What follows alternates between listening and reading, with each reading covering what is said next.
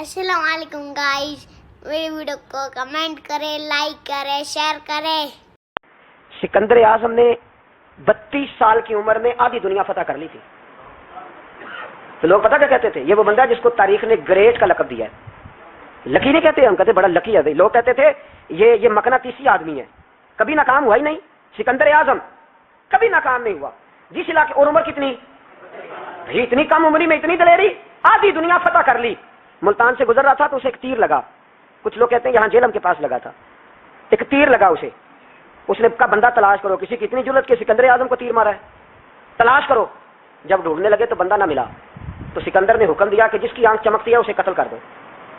مرد بھی مارے، بچے بھی مارے، بوڑھے بھی مارے. تو لا کے لوگ کہنے لگے انسان کوئی نہیں بچا. کہنے لگا میں نے تمہیں کہا تھا جس کی آنکھ چمکتی ہے قتل کرو. بلیاں بھی قتل کرو، ہو سکتا ہے کسی بلی نے منہ میں رکھ کے پھینکا ہو. کتے بھی مار دو، کبوتر بھی مار دو. ہر چمکتی والی آنکھ اس نے بند کر دی. یونان کے قریب ایک بستی کا رہنے والا سکندر عراق کے شہر بابل میں تھا. ملیریا بخار ہوا. کیا کہتے ہیں ہم، چند ٹکیوں کی مار ہے، دوائی کھا لو ٹھیک ہو جائے گا. ملیریا بخار ہوا. 32 سال، کچھ لوگوں نے کہا نہیں 2 مہینے کم، 33 سال عمر ہو چکی تھی. تو سکندر اعظم زمین پہ بیٹھا ہے، ایڑیاں رگڑ رہا ہے. موت کا جھٹکا لگا، موت کا. ہوئے نامور بے نشاں کیسے کیسے، زمین کھا گئی. نوجوان کیسے کیسے. جگہ جی لگانے کی دنیا نہیں ہے، یہ عبرت کی جا ہے، کوئی تماشا نہیں ہے. ایڑیاں رگڑ رہا ہے. 2 ہفتے کا سفر رہ گیا تھا گھر پہنچنے کا. تو سکندر ایک صوبے کا، ایک ملک کا، ایک چھوٹے سے علاقے کا سربراہ نہیں. سکندر آدھی دنیا فتح کرنے والا. پلیٹ میں رکھ کے کسی نے حکومت نہیں دی، خود محنت کر کے فتح کی. لیکن سکندر ایڑیاں رگڑتا ہے، زور زور سے زمین پہ مارتا ہے اور کہتا ہے کوئی ہے جو مجھ سے میری ساری سلطنت لے لے اور مجھے صرف 2 ہفتے کی زندگی لے دے. میں پردیس میں نہیں مرنا چاہتا، گھر مرنا چاہتا ہوں.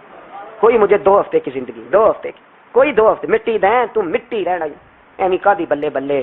اج مٹی دے اتے بندے آتے، کل مٹی دے تھلے کا. کوئی مجھے مہلت لے دے. لیکن رب کا قانون ہے، جب وقت آ جاتا ہے پھر مہلت. میرے بھائی اپنی زندگی نا عاجزی میں، جھک کے، سادگی میں، کونے میں. دنیا کے پروٹوکول ختم ہوں گے. اصل پروٹوکول وہ ہے جو اللہ قیامت کے دن عطا فرمائے گا. میرے نبی پاک نے فرمایا امیر جو ہوں گے، امیر وہ چونٹیوں کی شکل میں ہوں گے اور غریب اپنے پیروں کے نیچے انہیں مسل کے چلے جائیں. یہ وہ والے امیر جو تکبر کرتے تھے. ورنہ تو امیر حضرت عثمان غنی بھی ہیں، حضرت عبد الرحمن ابن عوف بھی ہیں، حضرت سلیمان علیہ السلام بھی. جو امیر تکبر کرے، اکڑ جائے، اگر امیر ہو عاجزی اختیار کرے تو پھر تو اللہ اسے جنت بھی عطا فرماتا ہے. ہارون رشید کو پیاس لگ گئی تو پانی کچھ دیر سے آیا تو تڑپنے لگا. پانی لاؤ، گلا خشک ہو گیا، گھنٹہ ہو گیا، شور کرنے لگا، جلال میں آ گیا، تڑپ لاتے کیوں نہیں، جلدی کرو.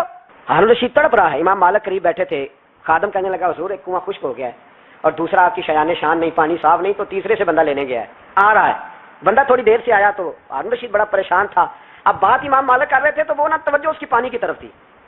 پیالہ پانی کا اندر داخل ہوا تو ہارون رشید کا دل کرتا تھا کہ اڑ کے پانی کے قریب چلا جاؤ. لپک رہا تھا پانی کی طرف. جب پانی آیا اس کو پکڑایا تو امام مالک رحمۃ اللہ علیہ کہنے لگے بادشاہ ذرا ٹھہر جا پی لینا، آ گیا نا تیرے قبضے میں ہے، ایک مسئلہ مجھے بتا لے پھر پانی پینا. ہارون رشید ایک رات پہلے نا بڑی باتیں کر رہا تھا کہ میں حکومت صحیح چلا رہا ہوں، میرے معاملات بڑے اچھے، اپنی حکومت کی تعریفیں ایک رات پہلے ہو رہی. اب جب پانی پینے لگا تو امام مالک اس کو رات والی بات پہ اسے سمجھانا چاہ رہے ہیں. فرمانے لگے بادشاہ رک جا. رک گیا. آپ فرمانے لگے اگر یہ پانی ملتا ہی نہ، پورے ملک میں نہ ملتا، پھر تجھے پتہ چلتا پوری دنیا میں نہیں مل رہا. سوچیں آپ، اگر پانی خدا نہ خواستہ اگر پانی ملے ہی نہ، کہا نہ ملتا، پانی کو کوئی اہمیت تو نہیں نہ دیتے، نلکا کھلا ہے تو کھلا ہے، اور اگر ملے نہ تو ہماری بنیادی ضرورت ہے پانی، ایک قدم نہ لوگ چل سکے. کہا ہارون رشید اگر ملے ہی نہ اور اگر تجھے لینا پڑے ایک پیالہ پانی کا تو کیا دے کے لے گا؟ کہنے لگا میں اپنی آدھی سلطنت دے دوں گا، آدھی حکومت اور پانی کا پیالہ لے لوں گا. امام صاحب فرمانے لگے چل سمجھ میں آ گیا، پی لے پانی. اس نے پی لیا تو پیا اس طرح کہ پانی پیالہ منہ سے لگایا تو اتارا تب بھی جب ختم ہو گیا. تو امام صاحب فرمانے لگے پی لیا؟ کہ پی لیا. فرمانے لگے ایک مسئلہ اور بتا، اب اگر تو نے پانی پی لیا تیرا پیشاب بند ہو جائے، یہ پانی پینے کے بعد پھر پیشاب آنا بھی ضروری ہے، اگر بند ہو جائے تو پھر کیا دے گا؟ تو امام صاحب کی طرف غور سے دیکھنے فرمانے لگے سوچ کے بتانا. کہنے لگا حضور آدھی سلطنت باقی کی بھی دے دوں گا. تو امام صاحب نے رومال اٹھایا کندھے پہ رکھا، چلنے لگے. کہاں جا رہے ہو؟ فرمانے لگے اس بادشاہ کے پاس کیا بیٹھنا جس کی پوری سلطنت کی قیمت پانی کا ایک پیالہ ہے. ایک پیالہ پانی کا اگر نہ ملے تو آدھی گئی اور پیشاب نہ آئے تو باقی بھی. کہنے لگے تو کس سلطنت کی باتیں کرتا ہے؟ کل من علیہا فان، ہر چیز. اب یقین کریں ہمارے پاس کو بندہ بیٹھ جائے نا تو ہم اسے ہلنے نہ دیں، ہم اسے کہیں تو تجھے پتہ ہی نہیں اصل بادشاہ میں ہی ہوں. میں تو کچھ ایسے لوگوں کی باتیں بھی سنتا ہوں، مجھے لگتا ہے امریکہ میں بھی حکومت یہی بنواتے ہیں.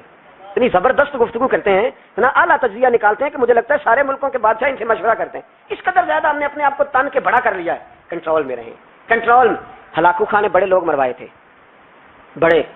بغداد میں 20 لاکھ آدمی قتل کروایا اس نے. 20,000 نہیں، میں نے کہا ذمہ داری سے حوالہ دو. کتنے لوگ بولیے؟ 16 لاکھ آدمی اس نے تلوار سے مروایا.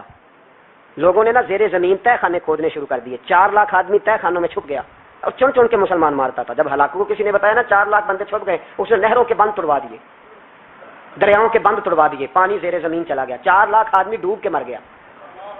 20 لاکھ آدمی مروایا. ایک دن ایک علاقے میں گھوم رہا تھا، لیمبو کھانے کا بڑا شوقین تھا. بازار میں گیا تو ایک لیمبو خریدا. اس نے دیکھا کہ بازار میں بوڑھے بچے جوان خریداری کر رہے ہیں تو کہنے لگا ابھی بھی اتنے مسلمان زندہ ہیں، بناؤ ان کی لائنیں، قتل کرنا ہے. 3 لائنیں بن گئی. ایک بوڑھا آدمی بھی لائن میں آ گیا، لیمبو کھا رہا ہے، اس کو ہلکا ہلکا چوستا ہے، گھوڑے پہ بیٹھا ہے، قتل کرا رہا ہے لوگوں کو. ایک بابا جی پہلی صف میں تھے. جب پہلی صف قتل ہونے لگی، بابا جی پچھلی صف میں دوڑ کے ہو گئے. ہلاکو خان ہنس رہا ہے اس کو دیکھ کے. معاذ اللہ، جب بندہ ہوتا ہے نا کسی منصب پہ پھر وہ مذاق اڑاتا ہے دوسروں کا. بابا دوسری صف میں آیا تو ہلاکو خان نے وہ بھی قتل کرائی تو بابا دوڑ کے تیسری صف میں. آخری صف کے کونے پہ جب بابا کھڑا ہو گیا نا تو سارے بندے مر گئے. بابے کو قتل کرنے لگا جلاد. ہلاکو کہنے لگا ٹھہر جا. کہنے لگا بابا تو تیسری صف میں آیا تھا، تیرا کیا خیال تھا بچ جائے گا؟ بابا کہنے لگا خیال نہیں، میرا یقین ہے کہ میں بچ جاؤں گا. میرا شرط یہ ہے کہ یقین ہو اندر، شرط یہ ہے کہ. ہنس کے کہنے لگا ہلاکو خان کیسے؟ تو بابا کہنے لگا اگر اللہ چاہے تو بچ سکتا ہوں، اگر اللہ چاہے تو میں. بہت سارے لوگ ہیں ڈاکٹر لکھ کے دے دیتے ہیں نہیں بچے گا، وہ بچ جاتا ہے کیونکہ بچانے والا اللہ ہے. اللہ چاہے تو بچ جاؤں گا. تو ہلاکو کہنے لگا کیسے؟ جب ایسے کیا نا، کیسے ایسے کیا نا تو لیمبو ہاتھ سے گر گیا. وہ بچے پلیئر نہیں ہوتے، وہ گیند گنتی ہے تو چھلانگ لگا کے پکڑ لیتے. تو بڑا گھوڑ سوار تھا، نیزہ باز تھا، چھلانگ لگائی لیمبو کیچ کرنے کے لیے. کیسے تو کیسے بچے؟ یوں ہاتھ گھمایا، لیمبو گرا تو چھلانگ لگائی، نیچے جھکا. جب نیچے جھکا نا تو گر گیا گھوڑے سے. جو پیر تھا وہ گھوڑے کی رکاب میں الجھ گیا. گھوڑا ڈر کے دوڑ گیا. جب گھوڑا دوڑا تو زمین پر زور زور سے سر لگنے لگا. سپاہیوں کہتا دوڑو اس کو پکڑو. سپاہی بھی دوڑے پر گھوڑا قابو نہ آیا. گھوڑا اس وقت رکا جب نہ اس کا چہرہ پہچانا جاتا تھا، نہ آنکھیں سلامت تھی، نہ ناک سلامت تھی. اس کی کھوپڑی ساری اس طرح چور چور ہو گئی جیسے کسی نے ہتھوڑے کے ساتھ پیسی ہو. ہلاکو کی لاش سے خون بہ رہا تھا. بابا ہنس رہا تھا. ایک سپاہی کہنے لگا بابا تم کیوں؟ کہنے لگے میں اپنے رب کی قدرتوں پہ مسکرا رہا ہوں. کل من علیہ فان ویبقى وجہ ربک ذو الجلال والاکرام. کا میں نے اسے سمجھایا تھا کہ بچانے والا بچا لیا کرتا ہے، تو اس نے مجھے. شکریہ گائز ویڈیو دیکھنے کے لیے.